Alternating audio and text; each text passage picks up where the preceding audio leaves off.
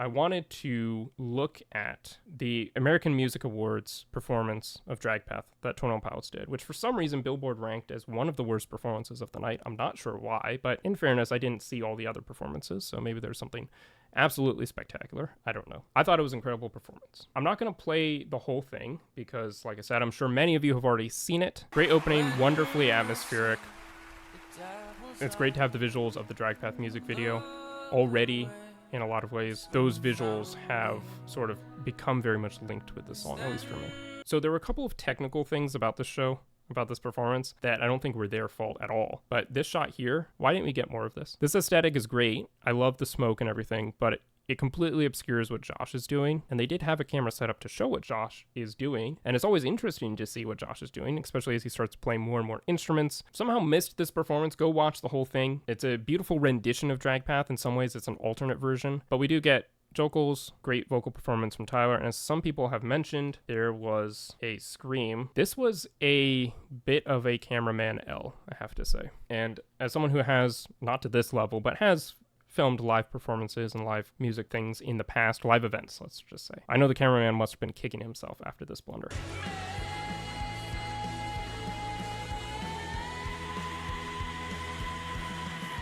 Great vocal performance from Tyler. Great scream. Some people in the chat right now are claiming that it's even better than the line. I think that's up for debate. I thought the line scream was also great, but it is really, really good, and I think it fits this part of the song really well. And the cameraman just completely missed it.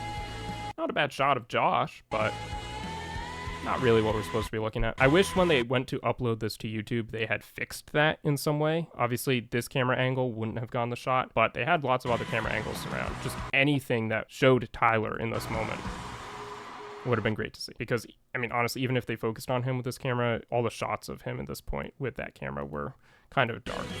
So even a wide shot would have been good. That's sort of my overarching take on this performance. It was great. AMA and Billboard kind of messed up a couple technical things with their camera work. It wasn't 21pilots' fault, but missing that scream was a big one. Instantly jumped out to me when watching it live, and then also when watching it back. You know, as soon as you see that shot of what Josh is actually doing on the synth, and then all the rest of them kind of obscure him and don't show that off again, I feel like you're kind of missing something. You know, if you're going to show him playing the drums as much as you rightfully show him playing the drums, you should also do that when he's playing a synth as well. But that's just me. I think sometimes people try to find lore in places a bit too much where it isn't sometimes. Fair. However, on that note, let's talk about the lore inside this performance. My takeaway from this video was not that it really introduced a new chapter of the story or introduced a whole new spin on the lore necessarily. It was more that watching this performance made something finally click for me and I guess brought back a memory that for some reason hadn't clicked for me and I hadn't remembered and hadn't made this connection until watching this performance. The argument here is not that this performance is a chapter of the lore, but more that what they do visually here in this performance jogged my memory and sort of has Easter eggs that replicate things that we see in the lore while not necessarily telling us anything new about the lore. I think instead there are some elements which I'm about to highlight that play off of things that we've seen in the lore and then led me to look at those elements of the lore a bit further that then led to another idea that I had. Right here, I don't know why it was this moment in particular, I just remember vividly when watching the performance that it was this moment in which something clicked for me. For some reason, right here, when the trees in the background all illuminated, trees that we've seen in the Dragpath music video a number of times, nothing crazy. It suddenly unlocked this memory that I had of at some point during the Clancy era making a prediction about how the story was going to end. It wasn't a theory that I desperately held on to. It wasn't something that I necessarily thought there was tons and tons of overwhelming evidence for, but there were some clues that kind of hinted towards it. But the idea was that the significance of the song Trees and the song Forest, and the fact that we see a forest in Overcompensate, and the idea of tree houses in Forest and Stressed Out, all of these different elements, including especially the fact that the song Trees has been around since the self-titled era.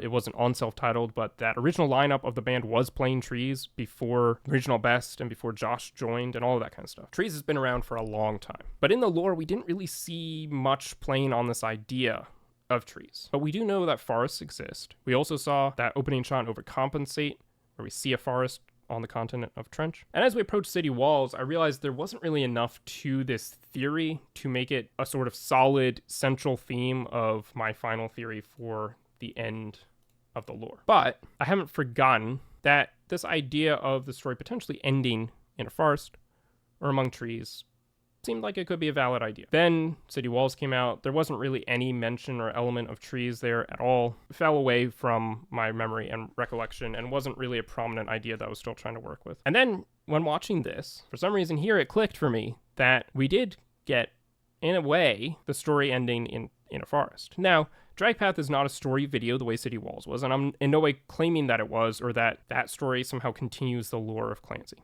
That video out of a forest continues the lore. But I do think it's interesting, almost as an Easter egg, that and I think others had this idea that the story might come to a conclusion in a forest in trees, especially because they end every concert with trees. And then in a way, we kind of did get the story ending in a forest with trees, because the final song on the final album, Drag Path, had an accompanying music video that takes place in a forest, and is in fact called Out of a Forest. It brings us into this forest, and at the end we're pulled out of the forest. And we can go down a different rabbit hole, no pun intended, about how Drag Path has relations to the lore. That's not really the point of the conversation here. So that was the main connection here with this moment, that it jogged my memory about this whole idea of how the story was going to end.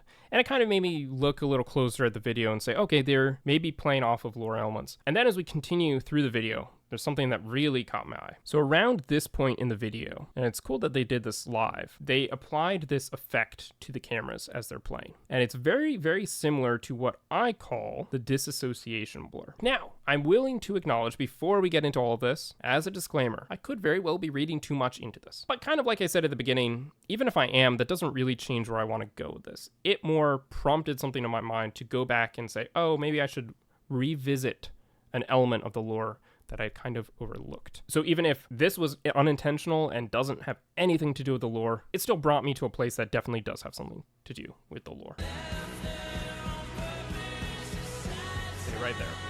It's like a blur, it's a motion blur. I think it's here. Yeah.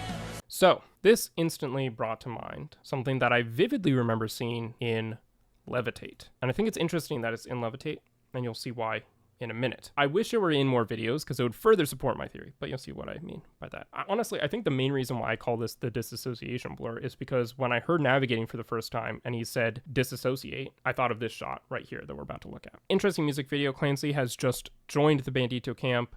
He's made it out of Dema once again, and instead of just wandering through the wilderness of Trench and being somewhat in awe and almost fear of the banditos who surround him, he is now joining their ranks. So kind of fully committing himself to being a rebel and leaving Dema for good. As the video comes to an end, as I'm sure you remember, that's when Nico makes his reappearance. Feels a lot like rising up to dominate. So right there, this is the most prominent example of the blur, right, where he's almost fading into 2 or 3 different people. I don't know if we've really ever fully wrestled with or tried to understand what's going on in this image here, what's happening in the lore that causes this to happen. It's not just a blurry face thing, it's not just blurry face imagery, he's not even blurred. You know, it's an effect that's often used when people become disembodied. I'm not saying he's doing any sort of kind of mystical disembodiment necessarily, but it's an interesting effect that they applied, and especially when we're looking at the Trench trilogy of videos, every detail I think is pretty significant. They did this very, very carefully. So that happens. We'll come back to this. And then it becomes more and more prominent as we go later into the video, especially after he is seized by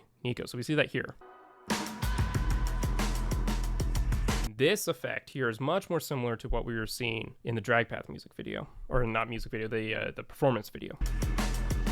Have it here as well. So it becomes most prominent, and definitely something that's he is seeing through his eyes after he is seized by Nico and undergoing a drag path back to Dema. So that's interesting. It's interesting that they brought this effect back for the drag path performance video. It's interesting that we see it here when he is undergoing a drag path and is most explicitly undergoing a drag path. What we see in Jumpsuit is called a drag path and very much is a drag path as well. There's no denying that. But here we see him actually being dragged. In Jumpsuit, we don't actually see the dragging happen, right? We see him taken down by Nico. He's on the ground. He's been captured and he's going to be dragged back to Dema, going to undergo a drag path. Again, there's no denying that. That is confirmed in the I'm Clancy video that he's going to undergo a drag path. But here we actually see him dragged. And as he's being dragged, we see this effect through his eyes of the vision fading and becoming blurry.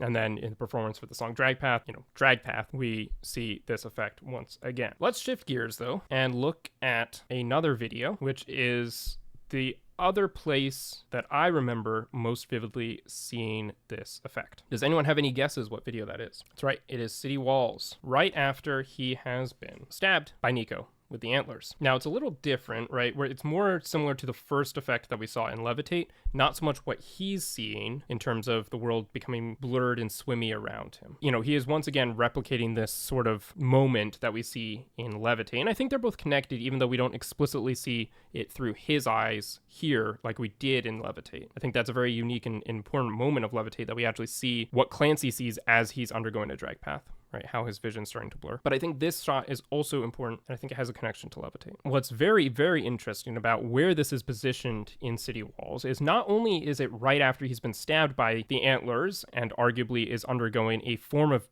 drag path, being that he's just been defeated by Nico. He's not being dragged back to Dema, he's in Dema, but he's been defeated by Nico. If you understand drag path as being brought back to the dark side, the side of blurry face and all that kind of stuff. So that effect starts, and then as it continues, what do we see? City Walls is a video that's full of flashbacks, and those flashbacks are both very cool from a sort of cinematic perspective, tying everything together and bringing it into this final chapter of the story. But it's also really cool and significant from a perspective of trying to understand the lore. The blur is taking effect. He's just been stabbed by Nico. He's just been defeated by Blurryface. And what do we see in these flashbacks? We see the escapees in Jumpsuit, Heavy Dirty Soul, and in Moment Levitate stopping their escape. They stop running. And at first when I watched this, I thought, okay, well, he's been defeated, so he's not going to run anymore. The flashbacks are all working together. They're all in his head in a way. They're all connected to him. They're almost like thought experiments that Nico's taking him into. And so they're very intrinsically connected with this particular Clancy's struggle with Nico in the tower. And so as he is defeated, these escapees are defeated and they stop running. But then what do we actually see as this flashback continues?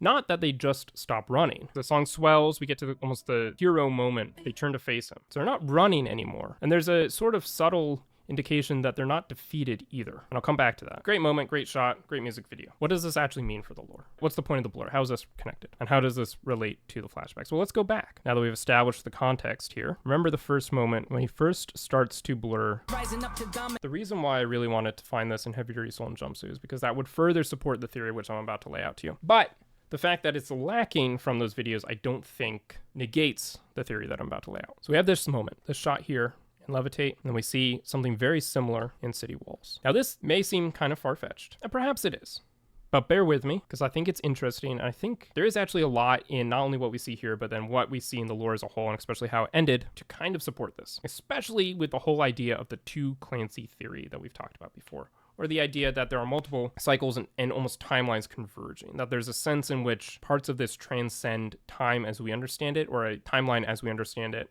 And partly that could be because this is all happening inside Clancy's head. Yes, there are a number of shots back to flashbacks. But what's significant about this moment is that it shows a blur before very specific flashbacks, and I would argue links this moment to those previous escape attempts. Links this moment here that we see in Levitate to what we see here in City Walls. Perhaps the first blur moment in Levitate, which we see before he's seized. No other blur moments in Levitate, unless I missed something, which I maybe did, but no other blur moments in Levitate take place before he is seized by Nico and starts undergoing the drag path. This is one that stands out because it stands alone from those other ones that I showed you, where he has him by the neck. And perhaps what's going on here is that this Clancy, in this moment, is having a vision of this. Again, sounds kind of far-fetched, but then when you consider that so much of what we see here does seem to be linked to different flashbacks and different escape attempts and different moments of the lore, and then when you see different ideas of, this being a cycle, and time maybe not really moving the way we always thought it would. And so this figure here, this Clancy here at this moment in the Bandito camp during the Levitate video has a vision in a precise moment right here, where he sort of converges with this timeline here. And that's why we get a very replicated shot between the two. And he has a vision of this ending here. And that's why these figures here stop running. And that's why they turn to face Nico, as we see as the video continues. They have realized that their fate is going to be what we see here. Despite all these attempts to escape, he doesn't actually escape. We don't see any other ending other than this. And I think this is in some ways where a tragic element of the story comes into play. There are a number of tragic elements that I've touched upon before. His tempted by control, controlled by temptation, that whole element there. But I think there's a real tragedy to this Clancy story, the one that we see in this visual narrative, and his realization at some point, which I think we see demonstrated through City Walls and through these flashbacks, and why the flashbacks are so important. His realization that he is not going to be the Clancy who makes it out, and that he realizes this much sooner than I think we originally understood. And so perhaps the plan all along was for this to play out, was for Clancy to lose, to succumb to Nico, to be stabbed. We see this idea of the Torchbearer's plan. Clancy saying, I want to have faith in the Torchbearer's plan, but how could any of this have been planned? And you can understand Clancy having a lack of faith, a doubt in the Torchbearer's plan, when this is the plan. When the plan is that he's going to go up and face him alone in the tower and lose. And the flashbacks here are a little bit misleading, especially when we first see them. Again, I first thought, oh, they're stopping. They can't escape. There's something preventing them from escaping because they're happening in Clancy's mind and he's just been defeated by Nico, so he's not escaping anymore. So these flashbacks aren't. And then I thought, oh, okay, they're turning to fight Nico. They're turning in this sort of hero moment as he's turning back to fight. And there's a moment of defiance here. And there is a moment of defiance, but it's a defiant submission. They're not turning to face Blurry Face to fight him or to keep running. In these moments here, they've stopped running and they're turning to face their fate and to accept it because they've understood this is the one way out. And so that's why we have this idea, I want to believe this is the last time, that he says, and the Torchbearer also says in their respective I Am Clancy and I Am Torchbearer videos. But that doesn't mean that they want to believe this is the last time he tries because he's going to win. They want to believe that this is the last time this happens. This is the last time that he loses to Nico. Because the way he is defeated, the way he loses, the way he fails here in this moment, as we see in City Walls, sets things up so that the next Clancy can win. And that's not a Clancy that we're going to see because we've been following this Clancy. The visual narrative, the visual story follows this Clancy. It's his story. And he's not the one who makes it out, but he makes